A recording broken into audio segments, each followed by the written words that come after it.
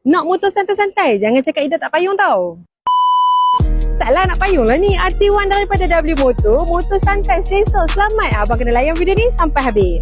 Ni dia W Motor RT1 untuk abang-abang yang tengah cari motor santai-santai ni. Mana tak santai. Tengoklah ni abang. Motor skuter macam ni. Abang nak buat pakai daily, nak buat ulang alik kerja memang sesuai tau. Tak ada kenapa Ida asyik ulang-ulang alik kerja ni. Sebab abang-abang sekarang ni banyak yang duduk jauh daripada rumah. So bila naik motor santai-santai macam ni, tak adalah lenguh sangat.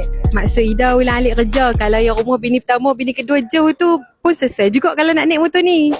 Mam, jangan marah nak. Okey, jom kita tengok dekat tayar pula. My 2 channel ABS yang ada TCS lagi tau bang. Nak pilih motor ni bukan setakat selesa saja. Motor pun kena selamat juga. Selain tu motor ni pun main 149cc engine Cyclone. Bagi dah untuk abang santai-santai. Engine macam ni dah cukup dah bang. Lagipun ada kamera juga tau. Kamera depan, kamera belakang. Komplit untuk abang. Nak dapatkan tekan beg biru. Nanti dah roger semua detail. Yang pasal bini pertama, bini kedua tadi tu melawak je tau.